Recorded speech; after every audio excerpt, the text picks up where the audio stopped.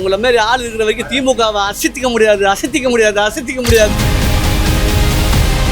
வருஷம் தான் மழை வருது, வருஷம் போடுறீங்க, எங்கேயாவது உட்பட்டதாகுதா? தமிழ்நாட்டோட அடுத்த முதலமைச்சரா யார் வருவாங்கன்னு நீங்க நினைக்கிறீங்க? அவங்களாம் இளைஞருக்கு ஒரு வாய்ப்பை கொடுத்துட்டு அப்படி பண்ணுங்க. நீ அரசியலுக்கு வந்து என்ன பிரயோஜனம்? நீ கருத்தே சொல்லலை, ஒன்றுமே சொல்லலை, நீ என்ன சாதிக்க போகிற? கருத்து சொல்லு. கருத்து சுதந்திரமே இல்லைன்னா அப்போ நீ வீட்டிலே இரு. ஒரு நாள் புரட்சி வெடிக்கும், அப்போ தான் இவங்க இந்த மாதிரி ஆட்களுடைய கொட்டம்லாம் அடங்கும். அதிகாரத்தில் இங்கே மாமன்ற உறுப்பினர் கவுன்சிலரை வந்து இப்போது இந்திக்காரன் தான் போட்டுக்கிறாங்க. இந்திக்காரனை போட்டு பண்ணினுக்கிறாங்க. நாளைக்கு சட்டமன்ற உறுப்பினர் கூட ஆகலாம். இப்போ என்ன ஆகும்? ஏடிஎம்கே எடப்பாடி ஐயா வந்து தீர்மானிக்கிறாரா?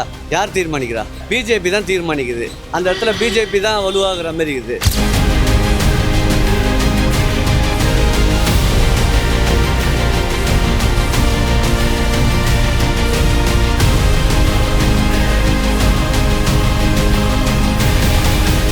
தமிழ்நாட்டில் ஆட்சி மாற்றம் வேணும்னு நினைக்கிறீங்களா இல்லை வேணான்னு நினைக்கிறீங்களா? ஆட்சி மாற்றம் வேணும்னு தான் நினைக்கிறோம். ஆனால் இது வரைக்கும் அது நடந்த பாடு இல்லை. என்ன பண்ணுறது? தமிழ்நாட்டோட அடுத்த முதலமைச்சரா யார் வருவாங்கன்னு நீங்கள் நினைக்கிறீங்க? நான் ஒருத்தர் நினைக்கிறேன், ஆனால் மக்கள் போடவும் மாட்டாங்களே. தொடர்ந்து ஒருத்தர் வந்து 15 வருஷமாக கத்தினுக்கிறாப்புல மனுஷன் சீமான் தான். வேறு யார்? அவர் வந்தால் நல்லா இருக்கும்னு நான் நினைக்கிறேன். சரிங்களா? ஆனால் அதுக்கான எந்த முகாந்திரமும் கொடுக்க மாட்டாங்க. மக்கள் ஆதரவு, அந்த விழிப்புணர்ச்சியே இல்லை. புரியுதா? ஒரு மனுஷன் என்ன சொல்ல வரான், ஏது சொல்ல வரான், ஒன்றுமே தெரில. எல்லாம் வந்து இந்த பணத்துக்கு, அந்த இலவசத்துக்கு ஏங்கி அதுலேயே விழுந்து இன்றைக்கி விலைவாசி எந்த அளவுக்கு போயிருக்குது, அதை பற்றி சிந்திக்கிறதே கிடையாது. சரிங்களா? அடுத்த தலைமுறை எப்படி இருக்கணும் இல்லை இருக்குது. அவனையே விட இப்போ அவன் பிள்ளைக்கு என்ன ஆகுதுன்னு அப்படி யோசிக்கிறேன் நான். சரிங்களா? இந்த மாதிரி நிலைமை போயிட்டு இருந்தால் எப்படின்னு நான் ஒவ்வொரு சிந்திக்கிறோம். சீமானு வந்தால் கொஞ்சம் நல்லா இருக்கும்னு நினைக்கிறோம். ஆனால் அந்த அது கடந்து போகுது. கிட்டத்தட்ட 2010 அந்த மனுஷன் கத்தினுக்கிறா போல். ஆனால் ஒவ்வொரு பர்சன்டேஜ் தான் ஏறுதுக்காண்டி வாய்ப்பே இல்லை. ஒரு எம்எல்ஏ இல்லை, ஒன்றுமே கிடையாது. ப்ராக்டிக்கலாக இதுன்னு பார்த்தீங்கன்னா மாற்றம் வேணும். ஏன்னா இப்போது திமுகவுக்கு மாற்றி யாரை நம்ம நினைக்கிறோம்? ஏடிஎம்கே தான் நினைக்கிறோம். ஏன்னா 2 பேர் தான் இந்த கட்டமைப்பில் சரியாகிறாங்க. அதுக்கு அடுத்தது யாரும் அந்த அளவுக்குலாம் இல்லை. சரிங்களா? நீங்கள் பார்த்தீங்கன்னா கூட்டணி கட்சி பலமும் அங்கே தான் இருக்குது, இந்த சைடும் இருக்குது. புரியுதுங்களா? இப்போ திமுக ஆட்சியை தான் நம்ம பார்த்துட்டோமே. இதுக்கு முன்னாடி அதிமுக ஆட்சியை தான் பார்த்துட்டோம். ரெண்டும் ஒற்றியில் ஒன்று மட்டிங்க தான், இல்லைன்னு சொல்லலை. ஆனால் இதை விட அதோட இது அப்படின்ட்டு சொல்ல எடப்பாடி வந்தால் நல்லா இருக்கும்னு தான் தோணும். அதிமுகவோட கூட்டணி நாளுக்கு நாள் பவர்ஃபுல்லாகிட்டே இருக்குது. இதுக்கு ஈடு கொடுக்குற வகையில் திமுகவோட கூட்டணி பவர்ஃபுல்லாக இருக்குன்னு நீங்கள் நினைக்கிறீங்களா? ஏடிஎம்கே எடப்பாடி ஐயா வந்து தீர்மானிக்கிறாரா? யார் தீர்மானிக்கிறா? பிஜேபி தான் தீர்மானிக்குது. அந்த இடத்துல பிஜேபி தான் வலுவாகிற மாதிரி இருக்குது. நீங்கள் முதல்வர் வேட்பாளர் எடப்பாடி சும்மா சொல்லிக்கலாம். ஆனால் அங்கே ஆட்டி வைக்கிறதுலாம் பாருங்கள், பிஜேபி தான் ஆட்டி வைக்கும். இப்படி தான் கூட்டணிக்கிட்ட முதல்ல வராது போவாதுன்னு சொல்லியிருந்தால இப்போ வராங்க. இப்போ யாரால வருது? 2 பேர் சேரவே மாட்டாங்க, பண்ண மாட்டாங்கன்ற இப்போ சேர்றாங்க. இது பிஜேபி அழுத்ததுனால தான் சேர்றாங்க, மற்றபடி ஒன்றும் இல்லை. சென்ட்ரலில் இருக்கிறாங்க. அங்கே சென்ட்ரலில் இருக்கிறதுனால அவங்க ஆட்டி படிக்கிறாங்க, வேறு ஒன்றும் கிடையாது. திமுகவில் வந்து நீங்கள் சொன்னீங்கன்னா திமுகவில் கூட்டணியிலேருந்து யாருமே இது வரைக்கும் வெளியில் ஏறவே இல்லை. அது அப்படியே தான் பெல்ட்டு, அந்த பெல்ட்டு அப்படியே தான் கிடக்குது. அது எந்த நேரத்தில் தான் போகும் தெரியாது. இவங்க இது வலு சேர்த்துக்கினே இருக்கிறாங்க. முதல்ல ஆள் இல்லாமல் இருந்தது, இப்போ வலு சேர்க்குறாங்க. அடுத்தது அழுத்தம் கொடுத்து யார் அழுத்தம் கொடுப்பாங்க? இப்போ ஒருத்தருக்கிறாரு விஜய், அவர் ஓட் பேங்க் அங்கங்கே இருக்குது. பிஜேபி சிபிஐ என்கொயரியை ஒரு ஆயுதமாக பயன்படுத்தி விஜயை தன்னுடைய கூட்டணி வளையத்துக்குள்ளே இழுக்கிறதுக்கு முயற்சி பண்ணுதுன்னு ஒரு கருத்து நிலவிக்கிட்டு இருக்கு. அதை பற்றி என்ன நினைக்கிறீங்க? கண்டிப்பாக நடக்கும். ஒரு படத்தோட பிரச்சனையாக இருக்கட்டும், ஒரு கரூர் பிரச்சனையாக இருக்கட்டும், அரசியலில் வந்துட்டீங்க. அரசியலில் நீங்கள் வந்துட்டுக்கு அப்புறம் நீ வந்து மக்கள் பிரச்சனை, நீ வந்து உனக்கான பிரச்சனையாக நீ இறங்கி நீ போராடாமல் 20 நாள் ஆகுது. ஒரு பிரச்சனை வந்து சொல்கிறாங்க, நீ போய் சிபிஐ கிட்ட போய் வந்துட்டு இருக்க, 2வது வாட்டி போகிற, 20 நாளாக இருக்க, ஒரு கிளர்ச்சியே இல்லையே. சைலண்ட் பர்சன்ட் ஆகுற, சைலண்ட் மோட் ஆகுற. அப்போ வந்து அன்றைக்கி பேசினேன், சரியா, எனக்கும் திமுகவுக்கு மட்டும்தான் போட்டி அப்படின்னு. அதெல்லாம் என்னாச்சு? எதையாவது ஒரு கருத்து சொல்லலைங்க. நீ அரசியலுக்கு வந்து என்ன பிரயோஜனம்? நீ கருத்தே சொல்லலை, ஒன்றுமே சொல்லலை, நீ என்ன சாதிக்க போகிற? கருத்து சொல்லு. கருத்து சுதந்திரமே இல்லைன்னா அப்போ நீ வீட்டிலே இரு. எதுக்கு நீ இங்கே வர? அரசியலுக்கு வராத, வீட்டிலே இரு. இவ்வளோ பயமாக இருந்துக்குன்னு நீ எதுக்கு அரசியல் பண்ணுற? நான் ஒன்று சொல்கிறேங்க, இப்போ சீமானை பற்றி நான் இப்போ பேசினேன்ல, அந்த மனுஷன் வந்து எப்படி பிரபலமானாப்புல, தூக்கி உள்ளே போட்டு வெளியே வந்து பேசி இன்னைக்கு 8.2% வாங்கிடுறாப்புல. எத்தனை பேட்டியில் சொல்கிறாப்புல மனுஷன், என் வீட்டில் ஒரு ரைடு விடுன்றாப்புல, என் வீட்டில் ஒரு ரைடு விடுன்னு.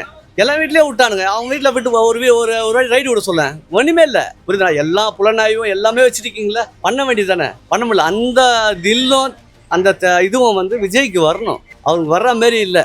அவர் அப்பயே அம்மா காலத்திலே பார்த்துட்டேன். அவர் வந்து அடிப்படைஞ்சதெல்லாம் இப்படி கையை வச்சு இப்படி பண்ணுறதெல்லாம் வந்து அப்பயே பார்த்துட்டோம். அவர் பேசுகிறதெல்லாம் ஒரு A4 ஷீட்டில் எழுதி வச்சு பேசுகிறாரு, அவ்வளோதான். யாரையும் எழுதி கொடுத்ததை பேசுகிற ஒரு சினிமா தரமாக இல்லை.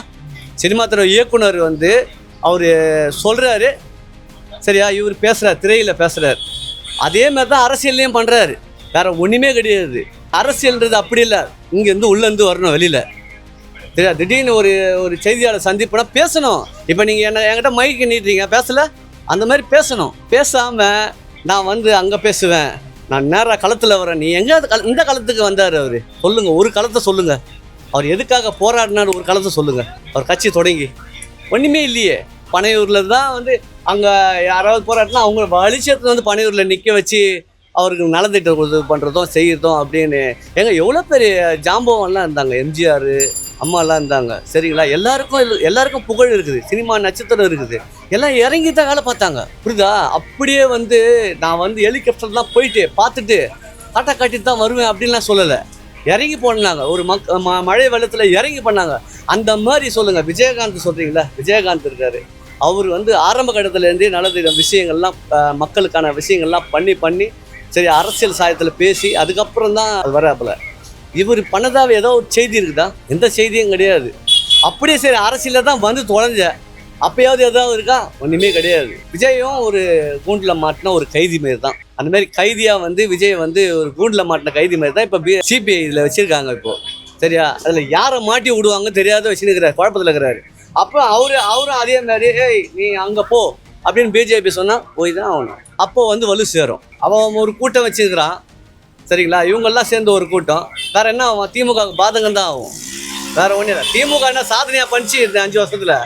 திமுக ஒன்றும் பெருசாக சாதனை ஒன்றும் பண்ணலை. புரியுதா? அதனால் அவங்களுக்கு இதெல்லாம் சேர்ந்தால் ஒரு பாதகம் வரும், அவ்வளோதான். வேறு ஒன்றும் இல்லை. விஜய் பிஜேபியோட ஸ்லீப்பர் செல் மாதிரி செயல்படுறாருன்னு கனிமொழி MP அவர்கள் சமீபத்தில் விமர்சிச்சிருக்காங்க. இதை நீங்கள் எப்படி பார்க்குறீங்க? பேசுகிறவங்க பேசலாங்க. ஸ்லீப்பர் செல்லு, இதுக்கு ஸ்லீப்பர் செல்லு, அவர் ஸ்லீப்பர் செல்லு, இவர் B டீமு, அவர் A டீமு, அதெல்லாம் பேசலாம். அதெல்லாம் கிடையாது. நான் தான் இவ்வளோ நேரம் பேசுகிறேன்னே. விஜய் வந்து எதிர்கொள்கிற ஒரு விஷயத்தில் இல்லையே. இது வரைக்கும் எந்த இதில் விமர்சனத்துலேயும் செய்திலையும் அவர் வந்து ஏதோ ஒரு கூட்டத்தில் ஏதோ ஒரு விஷயத்தில் பேசிட்டு போயிட்டே இருக்கிறார். எழுதி கொடுத்ததை பேசுகிறது தானே ஆளுங்க அவர். மற்றபடி அவருக்கு ஒன்றும் இல்லையே. எழுதி கொடுக்காம தன்னிச்சையாக வந்து இன்னத்துக்கு ஆர்ப்பாட்டம் போராட்டம் நடந்துருக்கணுங்க. CBI தொடர்றதுக்கு எப்படா இதுமாரி பண்ணுவேன், ஆக்ஷன் பண்ணுவேன் சொல்லிட்டு அவங்க கட்சிக்காரங்க பண்ணியிருக்கணும். அதுக்கு வலுவாக சொல்கிறதுக்கு ஆள் இல்லையே. அப்போ வந்து விமர்சனத்துக்கு வந்துட்டு தான் இருக்கும். அவரை நோக்கி வந்துட்டு தான் இருக்கும். ஸ்டாலின் அவர்கள் மாதம் 1000 ரூபாய் உதவித்தொகை வழங்கினப்போ, ஸ்டாலின் அவர்கள் மாதம் 1000 ரூபாய் மகளிர் உதவித்தொகை வழங்கினப்போ இது தமிழ்நாட்டுக்கு மிகப்பெரிய நிதி நெருக்கடி ஏற்படுத்தும் அப்படின்னு சொல்லிட்டு எடப்பாடி பழனிசாமி அவர்கள் விமர்சிச்சிருந்தாரு. இப்போ அவரே தன்னோட தேர்தல் அறிக்கையில் மாதம் 2000 ரூபாய் மகளிர் உதவித்தொகை வழங்கப்படும்னு அறிவிச்சிருக்காரு. இது சாத்தியமா? முதல்ல நல்லா கேட்டுங்க. இந்த இலவசம் கொடுக்குறது, இந்த 1000 2000 ஆகுது, இன்னொருத்தர் வந்து 3000 ஆகுது, 4000 ஆகுது. எங்கேயாவது 50 வருஷம் ஆட்சியில், 50 வருஷம் இந்த அதிமுக திமுக இருந்த ஆட்சியில் 5 லட்சம் கோடி நம்ம வந்து கடனில் இருக்கோம். மேற்கொண்டு ஒரு 5 லட்சம் கோடிக்கிட்ட அந்த அளவுக்கு மறுபடியும் இப்போ வந்து கிட்டத்தட்ட 9 லட்சம் கோடி இந்த ஒரு இவர் 5 ஆண்டு இதுலேயே ஒரு 4 கிட்ட வந்துச்சு. புரியுதுங்களா? இப்போ இவ்வளோ நெருக்கடி இவ்வளோ இருக்கிற இடத்துல நீ மேற்கொண்டு நீ எங்கே போய் திருப்பி கடன் தான் வாங்குவியா? வேற வந்து ஒரு தொழில்நுட்ப ஒரு யோசனையே கிடையாது. அவர் 1000 கொடுத்தா நான் 2000 கொடுப்பேன், அவர் 3000 கொடுத்தா நான் 4000 கொடுப்பேன், அவர் வந்து இதுக்கு கொடுத்தாருன்னா அதை கொடுப்பேன். டேய் முதல்ல வேலை வாய்ப்பு கொடுங்கடா. புரியுதா? நான்லாம் படிச்சுட்டு கஷ்டப்பட்டு நான் படித்ததுக்கும் நான் செய்கிற வேலைக்கும் சம்மந்தமே இல்லை. அந்த வேலை வாய்ப்பு கொடுங்க. வேலை வாய்ப்பு இல்லாத பிள்ளைங்க எக்கச்சக்கமாக இருக்குது. வீட்டுக்கு ஒருத்தனுக்கு அரசு வேலை எதையாவது சொல்லுங்கள், இல்லை வேலை வாய்ப்பை ஏற்படுத்துங்க. அவன் வாழ்க்கையை அவன் வாழ்வாதாரத்தை அவன் ஏற்படுத்தினா அவன் பார்த்து அவன் குடும்பத்தை பார்க்க போகிறான். நீங்கள் ஒன்றும் கொடுக்க தேவையில்லை. நிதி நெருக்கடி இந்த அளவுக்கு மோசமாகுது. திமுகலே ஒரு நியாயமான ஒருத்தருக்கு தியாகராஜனா பேர் பிடிஆர் பழனிவேல் தியாகராஜன். உண்மையாக சொல்கிறேன், திமுகவிலே ஒரு நேர்மையான ஆள்னா அவர் ஒருத்தர் தான். ஏன்னா அவர் தான் வந்து ரொம்ப கணக்கு போட்டு இலவசத்தை பற்றி சொன்ன ஒரு வார்த்தை சொன்னார். என்ன சொன்னார்னா, டேய் எல்லார் தலைமையிலையும் 2.5 லட்ச ரூபாய் கிட்ட கடன் இருக்குடா, ஒவ்வொரு ஆளுகிட்டையும் 2.5 லட்ச ரூபாய் கடங்குதுன்னு சொல்லிட்டு ஒரே கிளடி அவர் தான் சொன்னார். சொன்னால் வந்து 1 மாதத்துலேயே அவர் பதவி தூக்கிட்டாங்க. சரி, திமுகலே நேர்மையான ஒரே மனுஷன் அந்த மனுஷன் தான். அந்த ஆளையே தூக்கி கடாச்சிட்டாங்க. அப்படி இருக்க சொல்ல ஒன்றே பண்ண முடியாதுங்க. மக்கள் அறியாமல் இருக்குது, வறுமையில் இருக்குது. வறுமையில் வச்சவங்களே இவங்க தான், அறியாமையில் வச்சு இவங்க தான். ஒன்றே பண்ண முடியாது. யாரை பார்த்து கேட்கல அப்படி இப்படி இப்படி தான் பேசுவாங்க. ஆமாம், நான் சொல்கிறேன் பாருங்களேன், ஆதித்யா படத்தில் வரல, ஆதித்யா சேனலில் வரும்ப, நான் உங்களை மாரி ஆள் இருக்கிற வரைக்கும் திமுகவை அசைத்திக்க முடியாதுன்னு சொல்லுவாங்கல்ல, அந்த மாரி தான் அது, வேற ஒன்றும் இல்லை. பெண்களுக்கு இலவச பஸ் திட்டம் அவங்களோட பொருளாதார சுதந்திரத்திற்கு உதவி இருக்குன்னு சொல்லலாம். இப்போ எடப்பாடி பழனிசாமி அவர்கள் அவரோட தேர்தல் அறிக்கையில் ஆண்களுக்கும் இலவச பஸ் தருவேன்னு சொல்லியிருக்காரு. உண்மையிலே ஆண்களுக்கு இலவச பஸ் தேவைப்படுதா? ஐயா, ஒன்றே ஒன்று சொல்கிறேன் ஐயா, இலவச பஸ்ஸு கேட்டு எந்த பொம்பளையாவது வீதியில் இறங்கி போராடினாங்களா? பயன்படுறாங்களோ? பயன்படுறதுக்கு நான் பயன்படுறதுக்கு நிறைய விஷயம் சொல்கிறேன். நீங்கள் செஞ்சுட்டீங்களா சொல்லுங்கள். அதாவது எனக்கு தேவையானதெல்லாம் நிறைய கேட்குறேன், நீங்கள் செஞ்சு கொடுப்பீங்களா? அதை செஞ்சு கொடுங்க ஃபஸ்ட்டு. நான் பஸ்ஸு வேணும்னு நான் கேட்டால் நீங்கள் கொடுத்தீங்கன்னா ஓகே. நான் எதுவுமே அதுமாதிரி கேட்கவே இல்லையே, முறையிடவே இல்லையே. நீங்கள் அது வாக்குறுதியாக கொடுத்தீங்கன்னா செஞ்சு தான் ஆகணும், நான் பயன்பட்டு தான் ஆகணும். ஏற்கனவே நம்மளோட தமிழ்நாடு நிதி நெருக்கடி ரொம்ப மோசமாக இருக்குது. மேற்கொண்டு இவங்க பொருளாதாரத்தை பெருக்கிறாங்களா இல்லை முன்னே இறக்குறாங்களா? அதுலேயே தெரியுது உங்களுக்கு, புரியுதுங்களா? இது தேவையில்லாத வேலை ஆண்களுக்கு. அப்படின்னா அப்போ மொத்தமே இலவசம் தான். அது இந்த பக்கம் ஒரு இலவசம், அந்த பக்கம் ஃப்ரீ பஸ். அது அப்போ டோட்டலாகவே அப்படிதான் கதை. இதெல்லாம் தேவையற்றது, என்னை பொறுத்து தேவையற்றது. நல்ல விஷயங்களை எடுத்துன்னு போங்க, புரியுதா? நான் சொல்கிற வேலை வாய்ப்பு, மருத்துவத்தை சுகாதார முறையில் போய்ங்க. ஏழைக்கு ஒரு மருத்துவம், பணக்காரங்க ஒரு மருத்துவம் இல்லாமல் சுகாதார மருத்துவமாக வைங்க. கல்வியை அதான் ஏழைக்கு ஒன்றும் பணக்காரங்க ஒன்றுகள் இல்லாமல் நல்ல தரமான கல்வியை கொடுங்க, அதில் மேம்படுத்துங்க. இப்போ ஒன்றே இல்லைங்க, டெல்லியில் பார்த்தீங்களா, இன்னும் வரைக்கும் அரவிந்த் கெஜ்ரிவாலை அசைக்கவும் முடியல. ஏன் அப்படின்னா கல்வியும் சரி மருத்துவம் சரி சிறப்பாக வச்சிருக்காப்புல மனுஷன், புரியுதா? அந்த போய் பள்ளிக்கூடத்தை போயிருங்க, அரசு பள்ளிக்கூடம் சொன்னால் நீங்கள் நம்ப மாட்டீங்க. டெல்லியில் அவ்வளோ அருமையாக இருக்கும். ஏன் அதேமாரி அங்கே போய் பார்த்துட்டு செய்யுங்களேன். தரம் உயர்த்துங்களேன், தரம் உயர்த்தி அதை மேம்படுத்துங்க. நீங்கள் பண்ணதாங்க. சாலை எங்கேயாவது ஒழுங்காகுதுங்களாங்க? நீங்கள் எப்படி இருந்தாலும் பார்த்து தான் போகணும், நல்லா புரிஞ்சுங்க. பார்க்காம போனேன்னா நீங்கள் ஹாஸ்பிட்டல் தான் போகணும். அப்படி தான் சூழல், சரிங்களா? அந்த மாதிரி சாலை வசதி இல்லை, ஒன்றே கிடையாது. ஆனால் ஒவ்வொரு வாட்டியும் நிதி போட சொல்ல இவங்களும் போடுவாங்க. சாலை விரிவாக்கத்துக்கு, மழை நீர் சேகரித்துக்கு அப்படின்னு சொல்லிட்டு ஏகப்பட்டதை போடுவாங்க. அதெல்லாம் எங்கே போகுது? 10,000 கோடிக்குது அப்படின்னு சொல்லுவாங்கள்ல. வருஷம் தான் மழை வருது, வருஷம் போடுறீங்க. எங்கேயாவது உட்பட்டதாகுதா? ஒன்றுமே இல்லையே. திருப்ப அந்த பல்லு மேடமாக தானே இருக்குது. அப்படியே நிற்கிற மழை நின்று தானே இருக்குது. ஒன்று பெருசாக டெவலப்மெண்ட் ஆன மாதிரி ஏதாவது ஒரு செய்தி சொல்லுங்கள். ஒன்றுமே கிடையாது. வருஷம் இப்படி போயின்னு இருக்குது. இதெல்லாம் நிறுத்தி இருக்குது தானே. இவங்க எப்படி தானுங்க, பழைய கட்டிடத்தை மறுபடியும் ஒயிட் வாஷ் பண்ணுற கதை தாங்க இவங்க. வேறு ஒன்றுமே இல்லை. இடிச்சிட்டு புதுசாக கட்டுறா அப்படின்னா வாய்ப்பே இல்லை. அந்த மாதிரி ஆளுகிட்ட நாம சிக்கினுக்கிறோம் தான் சொல்ல முடியும். வயிறு நான் சொல்கிறேன் சில விஷயங்களை. இவங்க 2 பேரும் ஒன்று திருந்தி சரி வானா இனிமேட்டாவது பண்ணுவோம் அப்படின்ற மாதிரி இருக்கணும். இருந்தால் நாடு உருப்படும். இல்லைன்னு வச்சிங்களேன், ஒவ்வொரு இடத்துல போர் நடந்தது பார்த்தீங்களா, புரட்சி நடந்தது பார்த்தீங்களா, அந்த மாரி ஒரு நாள் இங்கேயும் நடக்கும்.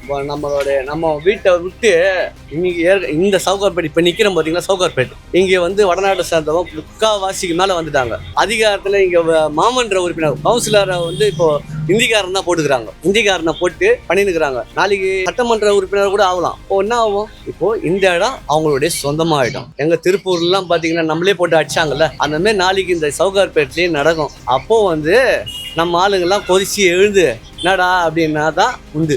அந்த மாதிரி நடக்கும். சூழல் வரும், வராமலாம் போகாது. எவ்வளோதான் தாங்க முடியும்? நீ அடிச்சு தாங்குவேன். ஒரு நாள் புரட்சி வெடிக்கும். அப்போதான் இவங்க இந்த மாதிரி ஆட்களுடைய கொட்டம்லாம் அடங்கும், சரிங்களா? நமக்கு என்ன தேவைங்க அதை மட்டும் நல்லபடியாக செஞ்சால் போதும். அதை விட்டுட்டு இது நீங்கள் சொல்கிறது பஸ்ஸுக்கு அவர் பண்ணிட்டார் இப்படி, அவர் பண்ணிட்டார் இப்படி, அப்படிலாம் இல்லை. அதெல்லாம் வேணாம். நீ மக்களுக்கு என்ன செய்யணும் அதை செய்யுங்க. தேவையானதை செய்யுங்க. தேவையில்லாத நாங்கள் கேட்காத விஷயத்தெல்லாம் போய் செஞ்சுக்கணும். பஸ்ஸு இலவசம், அது இலவசம், இது இலவசம், பார்க்குறக்கு கவர்ச்சியாக தான் இருக்கும், புரியுதுங்களா? ஒவ்வொரு வாட்டி இப்போ நீங்கள் தங்கத்துலேயும் சரி இதில் சரி எல்லாமே இப்போது அரிசி, ஒரு மூட்டை அரிசி ஒரு 4 வருஷத்துக்கு முன்னாடி, ஒரு 10 வருஷத்துக்கு முன்னாடி மூட்டை அரிசி எவ்வளோ விற்குது, இப்போ எவ்வளோ விற்குது, புரியுதுங்களா? ஒவ்வொரு விஷயத்துலேயும் ஒவ்வொன்று ஏற்றம் ஏறிக்கின்னு தாங்குது. அப்போ எல்லாமே இதில் தானே அடிப்படும். அதை புரிஞ்சுக்கின்னு மக்களுக்கு என்ன தேவையோ அதை கொடுக்குறவங்க தான் ஒரு முதலமைச்சராக இருக்க முடியும். அந்த மாதிரி 2 பேரையும் நம்ம பார்த்துட்டோம். புதுசாக வரணும், பண்ணணும். மின்சாரம் கூட பார்த்தீங்களா, யூனிட் எப்படி இருந்தது, இப்போ எப்படி ஆயிடுச்சு. டேக்ஸி ஏறிச்சு, பால் விலை ஆயிடுச்சு, எல்லாமே ஏறிச்சு. மக்கள் நெருக்கடியில் தான் இருக்கிறாங்க. எல்லாத்தையும் தவிச்சின்னு போய்க்கிறாங்க. என்ன ஒன்று, நீங்கள் சொல்லுவீங்க அப்போ கூட ஓட்டு கொடுத்த காசு வாங்க தான் செய்வாங்க. ஓட்டு காசு வாங்க தான் செய்வாங்க. அன்றாடம் ஓடணுமே அப்படின்ற ஏதாவது அவனை கொடுப்பானா அப்படி தான் கேட்குறாங்க. எதனா கொடுப்பாங்களா? எதனா பண்ணுவீங்களான்னு கேட்குறாங்க. யாராவது ஒரு நேர்மையானவங்க கேட்டால் அவங்ககிட்டையும் கேட்குறாங்க, குடிப்பியா நீ, ஏதாவது குடிப்பியா அப்படின்னு கேட்டால் என்ன பண்ணுவேன்? அந்த மாதிரி இருக்குது. எங்களோட சிந்தனை ஒரு நாள் மாறும் நினச்சின்னு இருக்கிறோம். மாறினா நல்லது. சரிங்களா? இது யார் வந்தாலும் இல்லை, நல்லது செய்கிறவங்க யாராக இருந்தாலும் மாற்றம் வரணும். மாற்றம் வராமல் ஒன்றையும் பண்ண முடியாது. 5 வருஷத்துக்கு ஒரு வாட்டி மாற்றணும். சரிங்களா? அதேமாரி ஒரு புரட்சியை நடத்தணும். என்னன்னா, இப்போ எவ்வளோ வயசானவங்களாம் அவனெல்லாம் தூக்கிடணும்.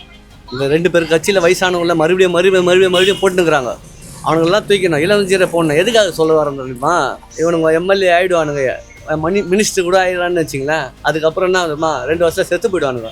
அது வேறு இடைத்தேர்தல் இருக்கணும். அது ஒரு தேவையில்லாத செலவு. சரிங்களா? அந்த மாரிலாம் தூக்கிடணும். அந்த மாரி ஆட்களெல்லாம் நெருக்கி தள்ளிடணும். அவங்களாம் கொடுத்து இளைஞருக்கு ஒரு வாய்ப்பை கொடுத்துட்டு அப்படி பண்ணுங்க. அந்த மாரி பண்ணுங்க. சரியா? நீங்களே இளைஞராக இருக்கிறீங்க. உங்களுக்கு நான் சொல்கிற ஒரு வேதனை உங்களுக்கு புரியல.